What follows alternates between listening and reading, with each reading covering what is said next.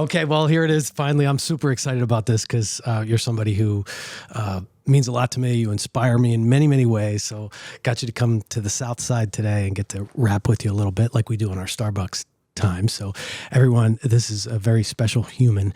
And before we get started on that, I want to ask you, and I didn't prepare you for this, but what today... So it's early in the morning, but what today so far has made you smile or inspired you at this short part of your day? Seeing you, of course, Rob. Listen, first of all, thank you for having me today. It's an honor to be here. I love what you're doing here at your place down here on the South Side, as you say. You and I have known each other for a very long time. We've developed a great friendship. We've spent, as you mentioned, hours upon hours at Starbucks, kind of sharing ideas, building our friendship, being vulnerable with each other. So I'm very, very grateful for you. I just want to say that I think you're an amazing human being as well, and I love our relationship. So yeah, seeing you always makes me smile. The hug when we see each other is always a great way to start the day. So. 1,000%. Yeah, I couldn't agree more. It's what got me motivated and got me on this.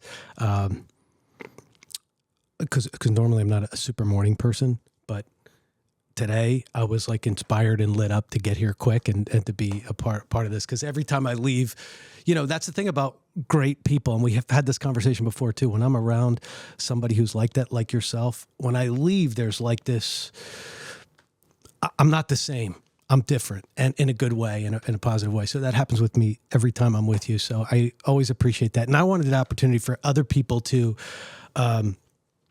get to hear a slice of you and what it is that you do in your life that has that serial optimist in you, that serial way that you just continually have just a positive outlook on things. I appreciate that. Thank you. Hi, good morning.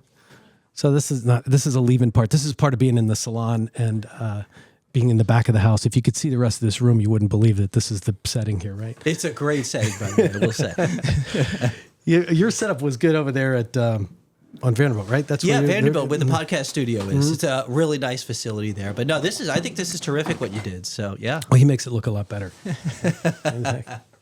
You got it? You good? All right, you're next. You ready to do it again? Did you see yourself on there? It got released, You saw the whole thing? All right, good job. So that people could get to have the elevator pitch of who you are, tell me about you, or tell them about you. I know about you. Sure. You know a lot about me. Again, we've shared a lot. So I'm Stefan Contorno, born and raised in New York. Was born in Brooklyn, grew up in Staten Island, New York, and moved down to Southwest Florida in 2008 with my wife and 2 children.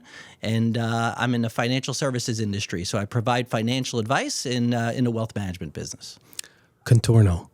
Italian, Paisan, right? A little bit Italian, yes. When I go to Italy, when I was in Italy last year, every time I went to a restaurant, you'd see my name on the menu. I don't know if you know what it means, but basically contorno is like the side dish or like the sides. So you'll always see contorno or contorni on the menus. But yeah, really, yeah, a little bit Italian. Any family in Italy that you know of, or not that I know of? I'm sure there is. My entire family is originally from Italy, so mainly Sicily. Then a little bit of Sardinia as well. Okay. But I'm almost 100% Sicilian. Sicilian. Yes. Wow. Awesome. Yeah. Okay. And New York, Northeast. Northeast, yeah. Again, born in Brooklyn. Grandparents lived on a street with all of my other relatives. I think you could relate to that in Philly. And so grew up like that. Just a great environment to grow up in. Spent a lot of times with my grandparents growing up. And again, grew up in Staten Island, New York. And came down here in 2008, been down in Southwest Florida for 16 years now. What had you make that move? Do you have other family here, or were you the first one to leave the area, or what? It's a great question. So growing up in the Northeast at that time, it wasn't typical to just leave, right? If you just went from New York to New Jersey, that was considered a big deal to your family, right? And Across the river, right? Yeah, exactly. That's a big deal. So going to Florida was a big deal. Now, my mom at the time was a semi-snowbird, and I mean semi like twice, 2 weeks a year. She had a little place, a condo in Naples that she'd go spend some time there. So I would come down a few times, and I always kind of dreamt about what it would be like to live in the warm weather. At that time, for me, it was Southern California is really where I wanted to be. But I came down to Florida several times, obviously the same time zone as New York, and it became appealing, where one day just kind of said to myself, you know what, life's too short. I can either wait until I retire one day, And listen, you know what? Hopefully I'm still around at that time, and hopefully I have all my faculties, and I'm okay to do that. Or I could do it now and just live now. So I was already in practice in my business at that time, but made a very quick decision in early 2008. It was actually February of '08, and I think we all remember '08 as the Great Recession time period, right? So I told my wife at the time, I said, you know what, listen, let's put our house for sale. It's February '08. If it doesn't sell by the end of the year, it's just not meant to be. I'm a really big meant to be type of person.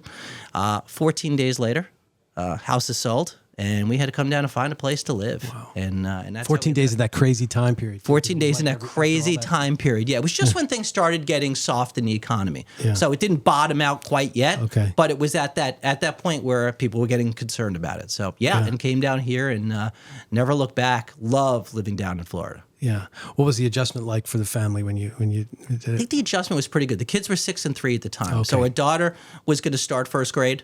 Down here. So it was actually a really perfect time for the kids. Business-wise, it was an adjustment because I didn't have a single client in the state of Florida. All my clients were in the Northeast. Wow. So I had to come down here, kind of like those people when they moved to California with just a little suitcase, starting a new life. That's what it felt like because I didn't know anyone down here. Yeah. And had to, build friendships, build the business in general, make contacts, meet as many people as I could, and really do it as quickly as I could, to be honest with you. Yeah, that was a big risk, I think. It's funny. Everyone says that to me. Now, I'm not naturally a risk taker. Okay, I'm one of those people. I don't like to gamble. There's certain things I just don't like to do. I'm not a risk taker. When I look back, that was absolutely a big risk. But I think you and I have spoken about this. I process risk differently, I think. I tend to make decisions fairly quickly, so I don't wait too long, not that analysis by paralysis type of thing. I make decisions relatively quickly, but I think them really long and hard during that period of time. And I always try to figure out, what can go wrong? I mean, that's the number one thing I always want to focus on. We know what could go right. What could go wrong? Yeah. And I kind of mentally was prepared for that. And what could go wrong was that, I'd have to build my business again and make new contacts, which I was doing regardless. So I guess it really wasn't much of a negative. So looking back, it was a little bit of a gamble, but one that's paid off. Yeah. So you trusted yourself to, you're going to make it happen. You're going to make it work. Maybe that goes to your optimism thing. And listen, I'll be the first to say I'm not always optimistic. I wish I were. But you know what? You have to have, I think when it comes to optimism, confidence comes along with that, right? Yeah. So if you have confidence in yourself, then you could be a little bit more optimistic. Vice versa, if you don't have confidence, it's easy to be pessimistic. So it's about believing in yourself sometimes, and things could go wrong. The way I process things, back to what I said before, is that if things go wrong, how could I fix them? All right. So I'm also a big believer in that. So if everything doesn't go perfect, I moved down here in '08, it's not a good move, we don't like it, you know what? We could always go back. Yeah. So there's always something you could do to try to fix the situation. So I'm a pretty big believer in that. What do you do or what habits or practices do you have in place to keep your mindset in play? We've had discussions about this and many, and what do you do that keeps you in the right mind? Yeah, that's a great question. So again, not easy to do. I mean, many of us wake up certain days just not feeling good, right? Just not optimistic, maybe a little down, maybe doubtful, grumpy, whatever it may be. Yeah. So we all go through that. So I try to put myself in positions where I can feel a little bit better, a little bit more optimistic. One way is just by listening to certain podcasts. We've talked about this, or certain people on YouTube that could kind of get you going a little bit. People that you resonate with, that give you a little bit of that spark. One thing that I've used over the last year and a half, and I think you've done it as well, is kind of that what we call that Bliss List, right? Yeah. Remember we spoke about that? So coming up with a list of things that make you feel good. And the way I look at that is there's happiness and then there's bliss. Yeah. Happiness in my mind is really outside things, external things that make us feel good, right? You buy a new car, you buy a home, you go on vacation. Those are external things that make us feel happy. Bliss is kind of an internal thing, and it's hard to deal with, especially this day with so many people suffering from depression and anxiety. It's not an easy thing. So I've created this Bliss List, which I learned from hearing people talk about online, and I believe you did the same thing. And I don't think we shared too much of it, but really it's a list of what are the things that you can do that make you feel blissful, make you feel really good and happy and energized. And everybody's list is different. For some people, maybe it's just spending time on the beach, by the water. It just gives them that calmness and makes them feel good. Yeah. For some, it's singing in the car on the way home from work, right? You start belting out some tunes. I mean, I don't know about you, but I always sound a lot better when I sing by myself in the car. I'm actually not that bad, but things like that. So things like that get you feeling good about yourself. So I have a list of things that I said. I literally sat down and said, what makes me feel really good? What puts me in that state of mind? And I made this list, and I look at it regularly, and I tweak it regularly as well, because sometimes what worked 2 months ago doesn't work now, or maybe there's something new in my life that I want to introduce. So I constantly go back to that, and I try my best to put myself in those situations to make myself feel as blissful as possible. Yeah. Now, on the flip side, I also have a non-blissful list, right? What are things that take away from bliss? Okay, and I didn't originate this. This was all created by other people, but I find it very useful. For me, I look at what are the things in my life that don't make me feel good, right? Maybe it's what people don't make me feel good. You hate to say that, but sometimes we all know some people in our lives that maybe when we're around them, we don't leave feeling so great. You and I said we both leave after our meetings feeling good, right? That's positive energy. That's an important thing. But there are going to be certain people that don't make you feel that way. Maybe listen, we have whenever this airs, we have an election coming up. For some of us, talking about politics doesn't make us feel good, right? Doesn't matter what side you're on. It's just not a great conversation. So I try to eliminate as much of that as possible. So anything that does not create that bliss, I eliminate. And that could be watching the news. It could be lots of different things, right? But I eliminate that and I focus on the things that make me feel good. This is what I love about having conversations with you, because all these sparks go off in my head about, these practices and these things. That Bliss List is one of those things that I absolutely loved when I was able to, and I haven't had it as a practice, and it reinvigorates that inside me to go back to that list again and freshen it up, but also get present to what does give me bliss versus just happiness, because they're very different. They're not the same thing. You're exactly right. There are certain things that you get happiness from. And listen, as we get older, maybe that we don't get the same thrill from those things anymore, right? So I agree with you. So it's that internal thing. But I know you've worked on that list, and like I said, keep refining it, because it really does help. Yeah, it's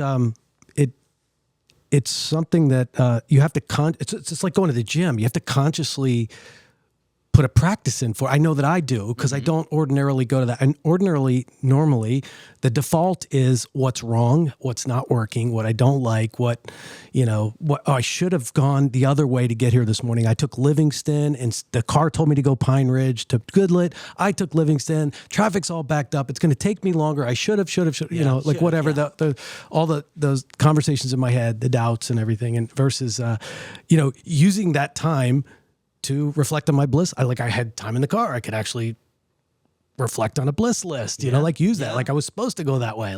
Just gets my mind in a different place. So that was a big one that I really, I remember that day vividly when you sent me the bliss, when we started having that conversation about that, because I could also see who and what didn't bring me bliss. And that was a real breakthrough for me to look at, I don't have to tolerate that. I don't have to live like that. I don't have to put myself in that situation. I can change my circumstances and not be around that person as much, or limit my time around, even if it's a loved one.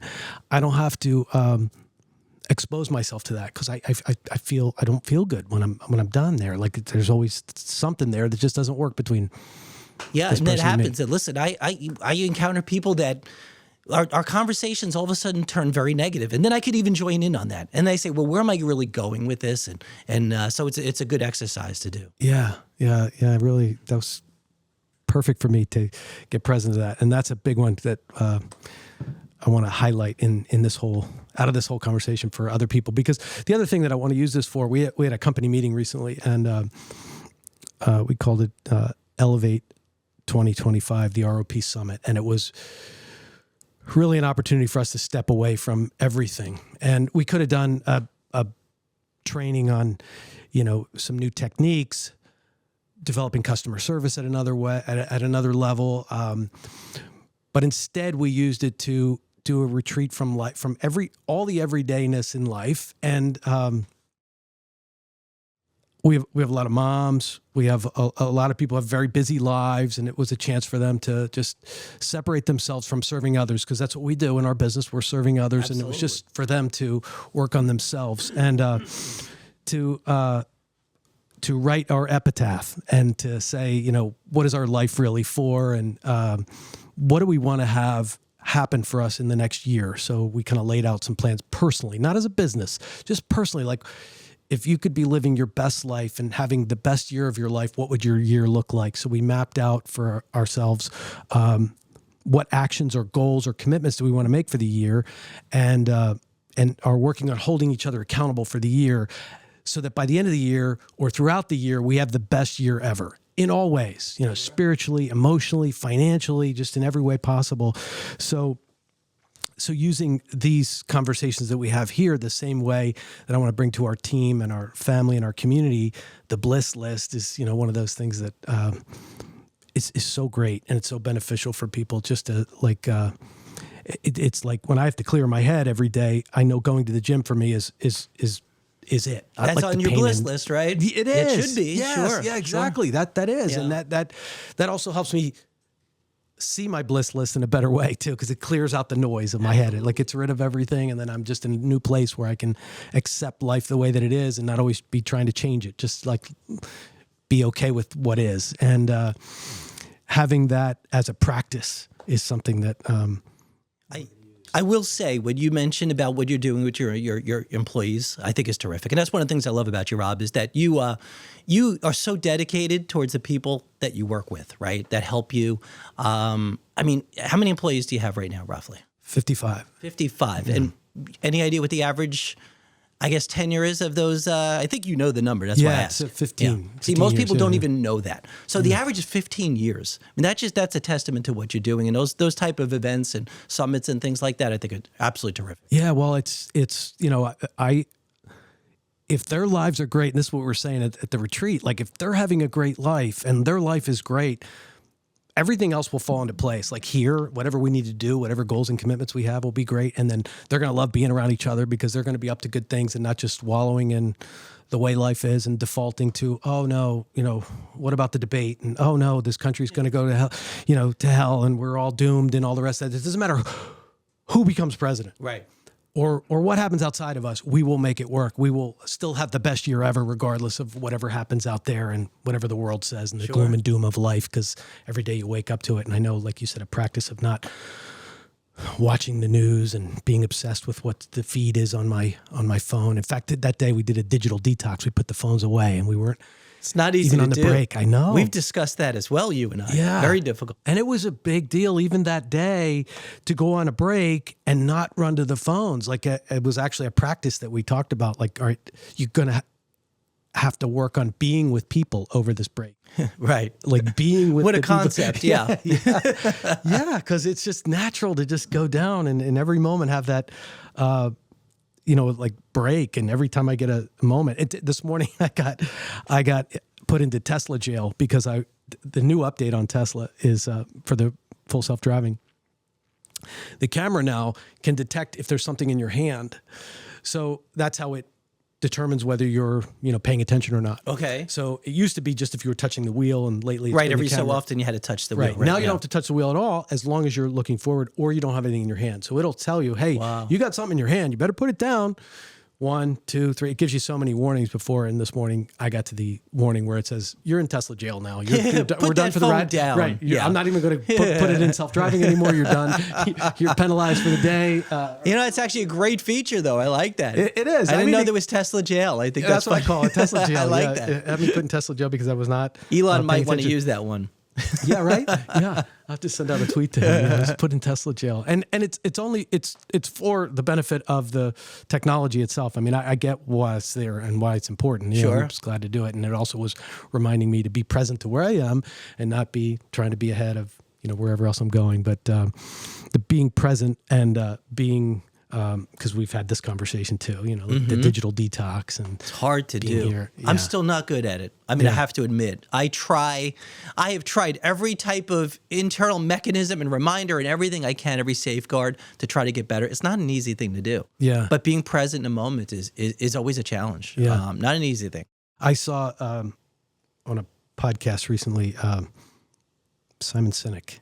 He was talking about when you, and I didn't try it because I saw this right before I went on a little weekend excursion with my wife, that you give your phone to your spouse when you're on vacation, so that if anybody needs to take pictures, you take a picture with each other's phone, but you don't have that temptation to, when you go to the bathroom or wherever else, you start picking up the phone and doing whatever you do. So your spouse I don't think anybody listening or watching ever uses the phone in the bathroom, I will say.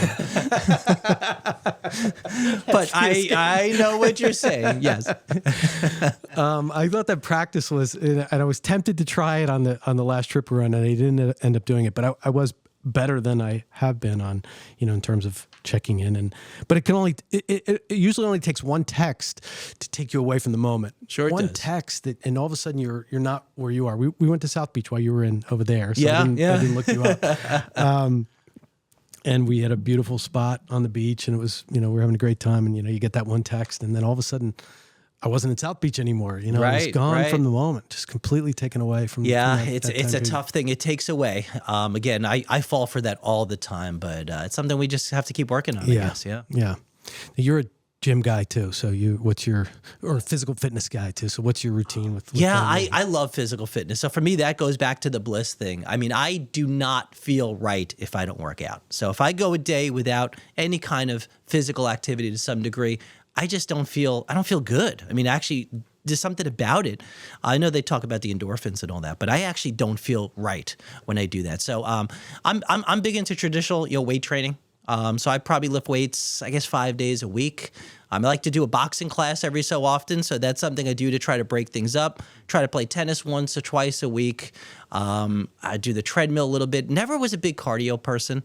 Recently, I've just started trying to do a little bit of cardio, just based on goals and things I'm doing. But to me, physical fitness is really important, and it's fun, right? It's a challenge. We have a goal of what we want, whether it's a certain weight, whether we want to add muscle, whether we want to lose body fat, whatever that goal is.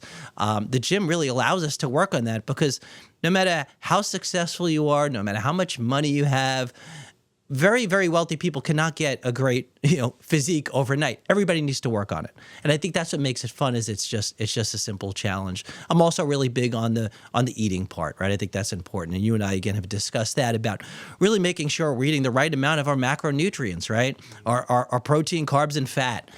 Those are things that are very important to me, based on goals as well. But yeah, physical fitness is something I really enjoy doing. Now, how do you, being Italian, being raised Italian, how do you find the discipline for that, the eating part? Not an easy thing to do. Now, if my grandparents were still around and I was still around them, I think it would be extremely difficult. But it's discipline. I mean, it's just getting used to doing certain things. I mean, like, people think of Italians and we think of carbs and pizza, and I'm careful with what I eat. I think I've told you, I mean, I probably eat more carbs than most of the people but I use it for energy, right? So it depends on what you're eating.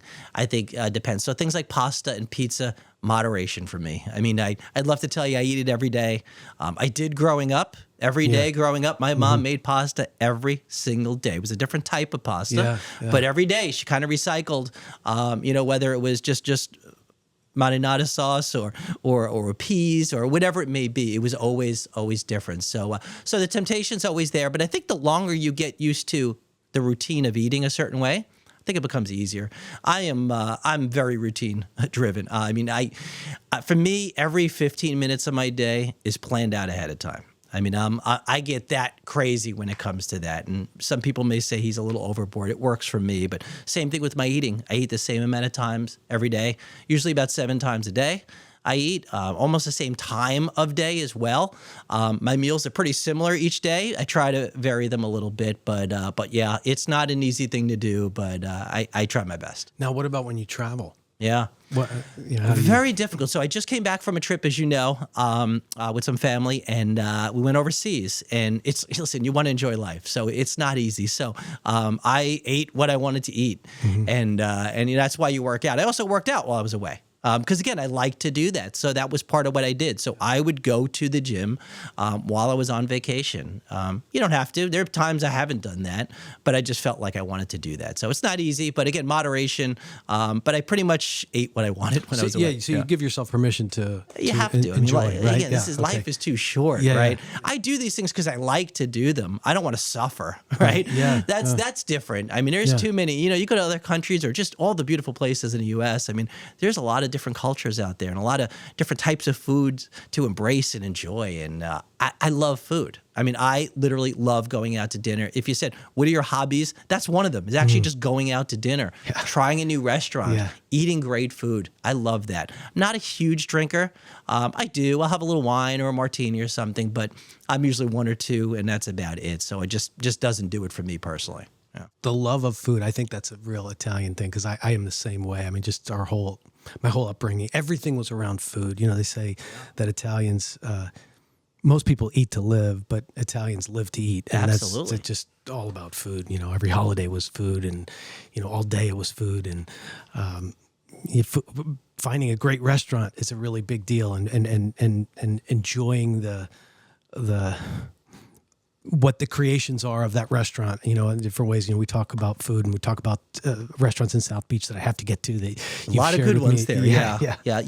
My outlook on food and restaurants, by the way, has changed as well because there was a time where I was eating food, just a lot of it, right? You go to a restaurant, we comment on how great they are with being generous with the portions, right? We like that. They give us lots of food. Now I'm kind of not like that. Now I've been enjoying going to restaurants that maybe the portions are a little bit less, but it's more creative.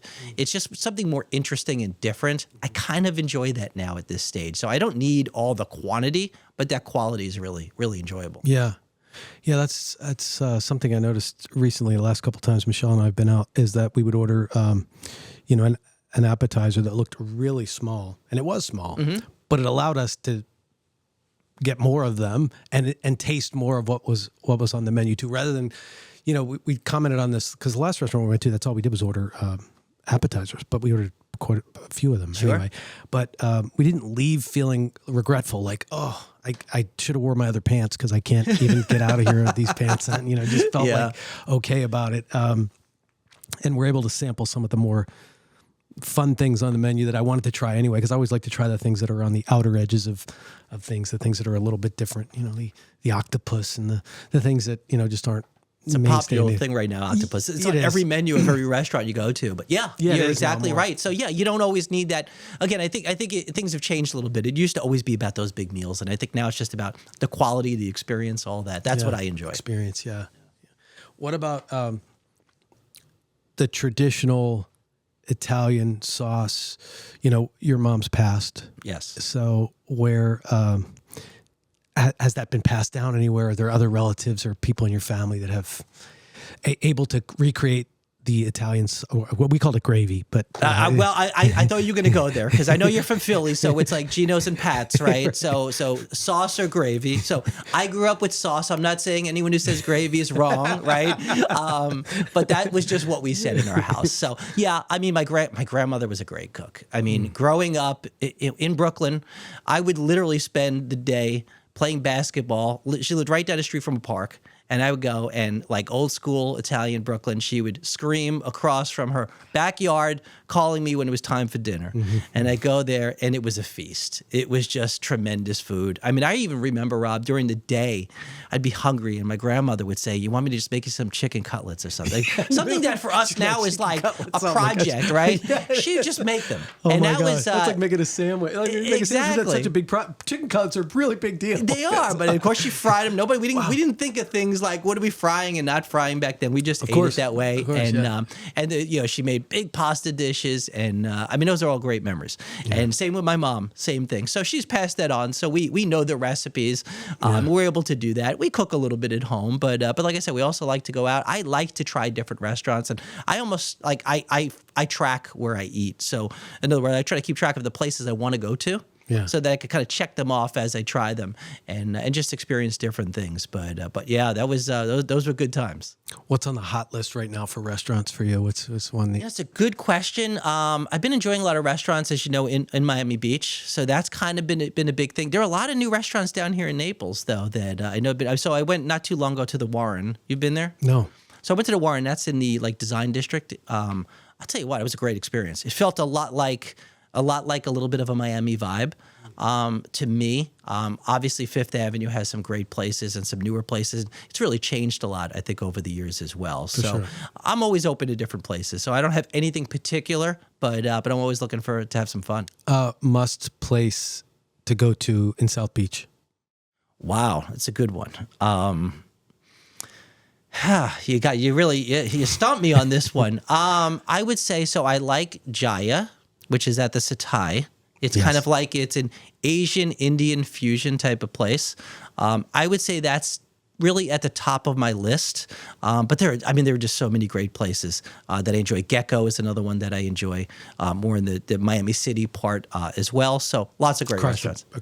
Right across The causeway. You go right over there. Gecko is owned by the same person who owns Komodo and a lot of other restaurants. Poppy Steak, which is another one. It's all the same owner, and they've just done a great job. Dave Grootman is actually the owner of there, and just runs it. He actually owns Live as well, the nightclub in Fontainebleau. So yeah, there are a lot of great places to go to. Okay. Well, we'll keep everyone updated on what your latest is. I know you always have good recommendations. I'll be happy to, sure. So you also were a big part of educating Southwest Florida for a long time on Wink TV, and you have a segment or had a segment on there which may be coming back when they put their new studio Yes. in. And what did that involve, and what did you do, and what was that about? Because you were big in teaching people, I think, what was happening, and it was. I always liked it because it could. It gave me a perspective. It helped me understand what was going on in the world in a way, because you explained it in layman's terms to me anyway. So. Thank you. So I always try to explain in layman's terms the best I can, because I always tell people I could use a lot of jargon and try to impress you, but I don't know what that accomplishes, right? So I always like to tone things down. So I guess it was about 10 years ago when I became the financial correspondent for Wink News, and that was great. That's obviously a very big local network down here, and so I started really just reporting on certain issues. So they would call me up and say, listen, something happened in the financial world. Would you be willing to come down and speak about it just periodically? And that turned into one day them approaching me that they have a concept that they want to have a weekly show, a live show called Money Monday. And it would be myself and one of the anchors, and I would speak about various topics. So I did that for probably 7 or 8 years, every Monday live in the morning, and that was a lot of fun. And I'll share something with you that I don't tell a lot of people. But when I first started just doing the periodic type of interviews, it was recorded. And, if you're a little nervous or whatever, right, you're okay. They cut it out. But when they approached me for Money Monday, right away I said yes. I think you say yes to everything, right?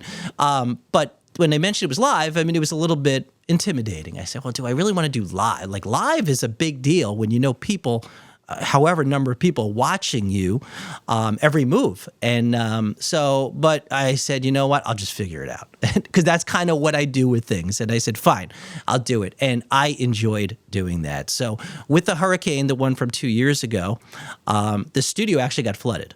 So because of that, they actually stopped all of the shows that they had. Now, Wink is moving to a new facility. There are discussions, we'll see what happens, about maybe starting Money Monday over again. But regardless, it was actually a lot of fun to do. I love education. I've taught classes at Florida Gulf Coast University on topics in my field as well. I just enjoy doing that. I like educating people on their finances, on what they could do to make their lives better, and do the things that they want to accomplish when they retire and just throughout their lives in general. Yeah, you had shared with me a little bit about, without going into the business side of it, but just your philosophy about the whole picture of somebody, not just a slice. You talked to me about when I was asking you for some advice or for some input, and you shared with me your view, or I guess philosophy on, we're looking at your life as a whole, not just one little segment of it, in terms of well-being, but financial well-being, I guess maybe is what. Well, absolutely. You mentioned you started out with the word confidence, right? That was a big thing here at Optimism. How do you feel that way when it comes to your finances, right? So what I try to do is I focus on the whole picture rather than just a little sleeve, because we all have different dreams and goals of what we want to achieve in our lives, through our lives, even when we're starting out young, getting married, having a wedding. It's not a cheap thing, right? Having a wedding, having children, certainly you and I both know, not cheap, right? So you need money for these type of things. But down the road, when we start getting older, we start thinking about, retirement and what does that look like? And some people, retirement is just sitting on the beach and having a Corona and watching the sunset, right? For others, it's maybe volunteering through retirement. That's become a really big thing, something, a charity that's near and dear to your heart. And then for others, continuing to work or consult part-time. So whatever it looks like, I look at the whole picture and try to determine, where do people want to go? What do they want to achieve from a financial point of view? And then we essentially work backwards. How do we make that happen? How do we make the tweaks today so that long-term, hopefully they can have the confidence to be able to do the things that are important to them? And for some people, it's a little bit of a challenge, to be honest with you. And it's about, hopefully we get it early enough where we can make those changes. And for others, it's just some slight tweaks and filling in some gaps to allow those things to happen as well. But that's what I enjoy the most about what I do is helping people just feel confident and optimistic about their future finances. Yeah. I liked when we were having that conversation, I remember vividly just you, it was more about the other person. It was more about me than it was about what you had for me. It was always about me. And that's something that was unique to me in talking to somebody who's in your field, because it wasn't about, it was more about what I wanted than what you wanted. And that left me feeling very free and open to communicate anything with you, rather than being on guard about, is that really the right thing? Should I do it? Should I not? And you just had a real gentle way of allowing me to express myself and what my needs were and what my future was for. So that's something that I know has to attribute to your success, because you genuinely care about what that other person wants in their life. Thank you for saying that. I appreciate that. Yeah, that was always cool to me. Every time I hear, and I hear it in my head every time I look at one of your posts, either on LinkedIn or Facebook, the song by ZZ Top, Sharp Dressed Man. It plays in my head every time I see it. Okay. Every time and I I don't see play it on the post. So. I know, not at all, but it is automatically your life background music for me, because you've got a style and a way that is awesome. I admire it. Thank you. You're always on point and always with that. So where does that come from? How do you stay on your game like that? That's a question I've never received before, Rob. Thank you for saying that, by the way. Listen, I think it's important to be authentic, right? We need to be ourselves. We don't have to dress like everybody else. We don't always have to act like everybody else. So for me, I mentioned fitness is important to me, but fashion is also important. I like it. A lot of guys don't like to go shopping. Do you like to go shopping? Or? Not usually. My wife, I'm blessed to have a wife who's, loves it, and she's really great at knowing what I need. Okay. So, and that's probably a lot of guys would have that. Me, I like it. I like actually shopping for clothes. I like style. I like to follow it. I like to see how people dress and what resonates with me. And some things do, right? And some things don't. We all have our look. If I go to a store and my eyes will automatically gravitate towards something that is just kind of my style. And I'll see that, and that's kind of how I do it. But no, I think it's important to feel comfortable however you dress. For some people, it could be a t-shirt and sneakers, and that's their thing, and they wear it really well. And others could be, suits and tuxedos. But it's just, for me, it's just something I'm passionate about. And where are places that you shop, or where are your go-to stores? Yeah, for that too? There are a lot of stores I go to. So I would say nowhere in particular. Since COVID, I probably wear more workout clothes these days than suits and especially ties these days. But yeah, lots of different stores. I like Saks, and I like to go to Manhattan. Since I'm from there, I'll go there a couple times a year.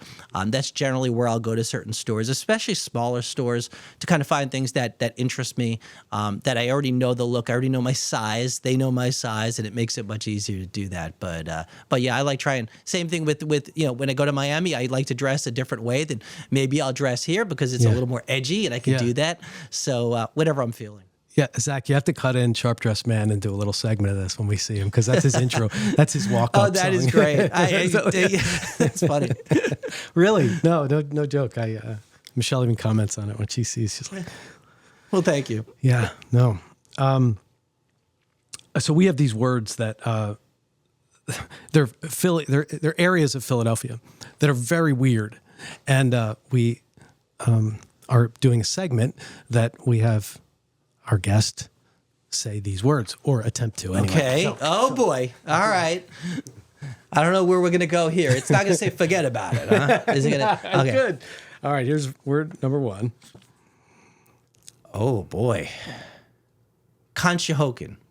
Was that close? Pretty good. Yeah, that's a lot closer than most. Yeah. All right. Well, maybe we'll just stop there then. Is that?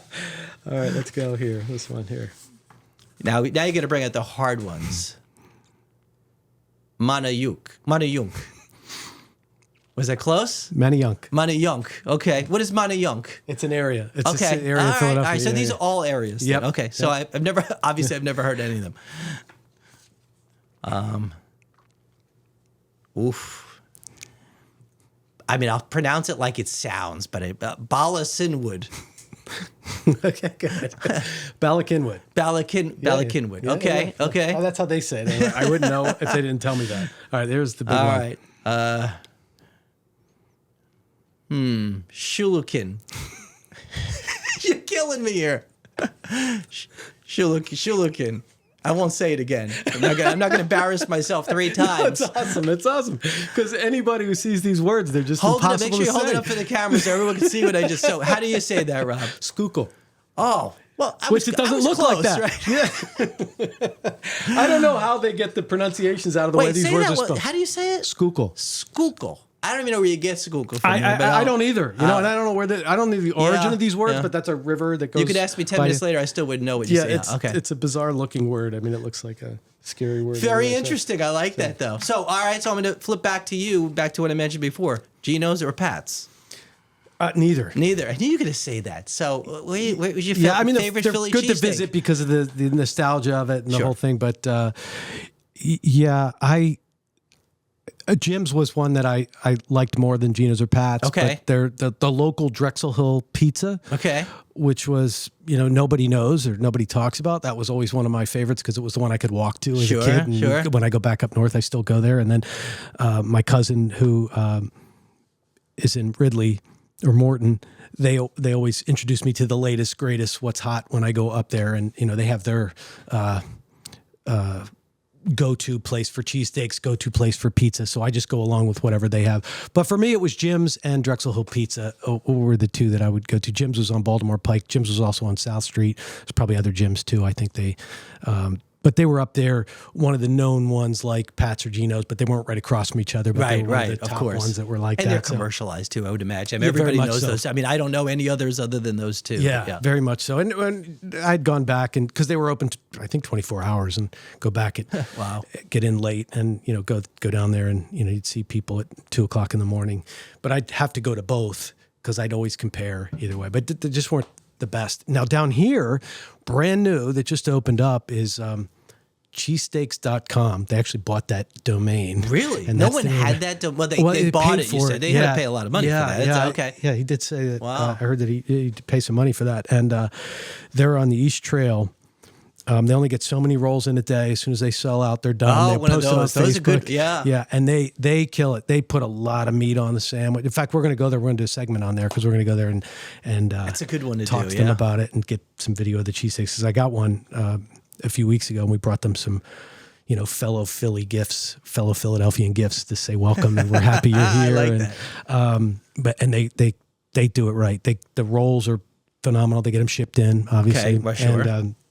And the shaved meat, which is just chopped up just right, and the cheese in it, and they put a lot on there too. They don't skimp at all. No gristle. The meat was phenomenal. They for South Florida do a really, really good job. One of the best that I've had down there. Now I wish I could eat them all the time. I indulge every now and then. Moderation, as we said before. Yeah. But we'll have to have a taste testing segment on here. We might do something collab with them at the salon where we have them come and bring a bunch of sandwiches in for the day. That's a great. So you should bring Joey Chestnuts in. You know Joey Chestnut, the Nathan's hot dog eating champion. Oh, you should bring him in and see how many he can eat in 10 minutes. That would be a fun segment to watch. Hey, that's a good idea. I think his record with hot dogs is something. I mean, probably be. I think it's 77 in 10 minutes. 10 minutes. I might be off by a couple. Oh my gosh. Anyway, that's. Oh my gosh. I always tell my kids, so there's great athletes in the world. There's Tom Brady. Right? I mean, we all think of Tom Brady. We think of the Michael Jordans and whoever you think that the Aaron Judges. For me, Joey Chestnut is probably one of the greatest athletes of all time. And I say that jokingly, but not a lot of people can do what that man does when it comes to consuming food. But, yeah. How you must feel after doing that. Oh my God. He actually, on YouTube, he'll actually discuss how he feels. It takes him days to recover, like days. He doesn't vomit it all out. I think, well, you're not allowed to during a competition. You actually, not to get too, people might be eating while they're watching this, but you're not allowed to do that. But you would think afterwards, I mean, I don't know why anyone would want to put themselves through that. But yeah, he's anyway, famous for it. He still is. He's still, he's still the breaking champ. records. He's the champ. Yeah. All right. At favorite comfort food. Favorite comfort food. Boy, that's a good one as well. I mean, I would probably say pizza. I would say pizza would probably be my favorite comfort food. I don't do a lot of comfort food, so but I would say probably pizza would come to mind. Last movie you saw? Oh boy, I'm not a movie guy. So last movie, I don't even know. It's been that long. You watch movies, right? You're into movies, aren't you? So it's just series or movies. That's our little escape. We'll do that instead of go to the movies. We'll watch something at home. You know, Dateline Friday night, but then Dateline or the latest series is The Americans. Is that the latest? Okay. Yeah, which is old, but yeah. I'm not a big TV person. I watch a little bit at night, but not a movie. Never been a movie person, so I really couldn't tell you the last movie that I saw. Okay, how about this podcast? Last podcast I listened to. Last podcast I listened to was Ed Milet. I listen to him quite a bit. I would say that was the last one I listened to. And I will say movies, by the way, it wasn't the last one I saw because it was a long time ago, but going back to the whole Philly thing, Rocky was always a great movie. You talk about inspiration and I mean, Rocky's great. And of course the Philadelphia thing, but yeah, I do listen to podcasts. I used to listen to a lot of different people. And I've narrowed that down, kind of like what we said about finding that blissfulness, whatever works for you. You don't need to listen. First of all, you don't need to spend hours a day listening to podcasts. I do it when I'm in a gym, so I try to make sure my time is well spent. But yeah, I only listen to a couple of people at this point. How about? I wanted to ask you about this because I think he's coming to Fort Myers, Ed Milet. He's coming with a group. He is coming to Life Surge. Yeah, which is in November. Yeah, so it's next month. I'm going. Oh, you are? Yeah, I already have tickets. I wanted to ask you about that. I was going to ask. It's so funny you say that because the day I found out about it, I said to my wife, I said, I should send this to Rob. It was so funny, and I didn't, and I apologize, but I thought of the same thing. It's been on my mind. So I did get the ticket. I forget when it is in November. Yeah. But yeah, it's going to be great. You have Tim Tebow's going to be there as well. Yeah. And a lot of other, Patricia Heaton, I guess, who's from Everybody Loves Raymond. Oh, so remember her? Yeah, so she's there, and a few others that are really big names. I didn't personally know them, but I think it's going to be a really good event. And that's at Hertz Arena? It's at Hertz Arena. Okay, yeah. all right, I'm going to go. Yeah, it's going to be good. It's an all-day event. Is it? It's from I think it's 8:30 to 5:30 at night or something like that. But yeah, Ed Milet will be there, and I think that's going to be a lot of fun. All right, I'm going. I'm going to go. Let's coordinate that then. Yeah, I literally thought of you. Were the first person I thought of. I will tell you that. Yeah, same. And, likewise, when isn't I saw that funny? His name. Yeah. So people just got to witness what we just went through. Let's coordinate that. That would be great. Yeah, I'm looking forward to that. And we still have to do dinner too. We got to do the dinner thing together with the wives. And would love to do that. Yeah, that'd be great. I appreciate you coming all the way down here and making my day that much better. And I know you touched Zach and just you guys creating this day together. So he got a little piece of you, and some of the staff in here got a little piece of you, which I always appreciate because you leave us all in a better place. So I'm honored and very grateful for you to have you in my life. Thank you. Thank you again. Thanks for having me. Thank you for your friendship. Again, you and I think one of the things that we have that not everybody has is we could be vulnerable with each other. Yeah. We're emotional with each other. I think that makes a great friendship. And so I appreciate all that you've done here. The arrangement, Zach, has been terrific, awesome to deal with.